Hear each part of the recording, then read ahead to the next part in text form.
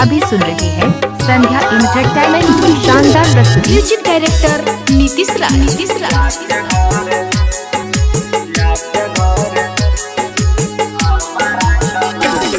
पिया के घर जेबे गे हमारा कना के,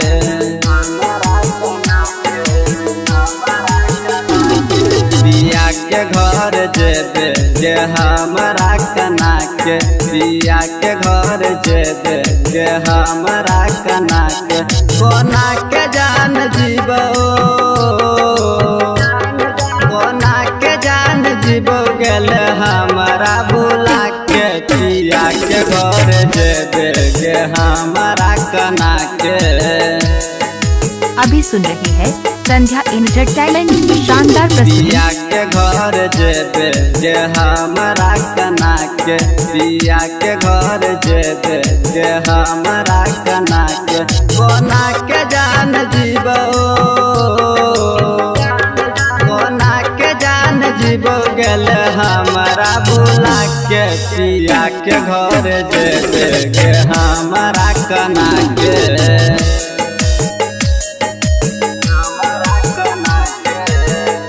Presented by Sandhya Entertainment।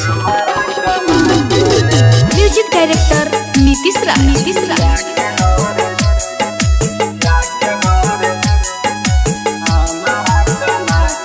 मारे मिस कॉल है गे कॉल नहीं करे से, नहीं जाने के करा से रोज रोज के मिले से,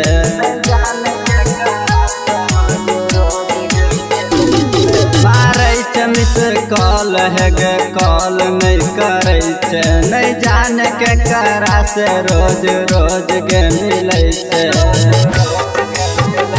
तोहर रहिया तक के दूरा पर हम बैठ के। Presented by Sandhya Entertainment। तोहर रहिया तक हम दूरा पर बैठ के, कोना के जान जीबो, कोना के जान जीबो गेल हमारा भूला के, पिया के घर जेबे गे हमारा कना के। अभी सुन रही है संध्या एंटरटेनमेंट की शानदार प्रस्तुति। म्यूजिक डायरेक्टर नीतीश राज।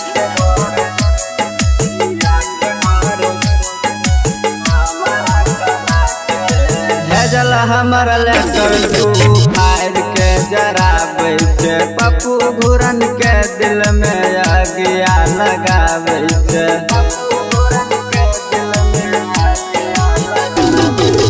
भेजल हमर लेटर तू फाड़ के जरा बैठे, पप्पू घुरन के दिल में आगिया लगाबै छै,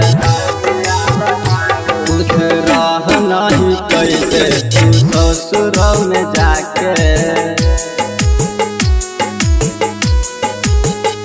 खुश रह नहीं कैबे तू ससुर में जाके, कोना के जान जीबो,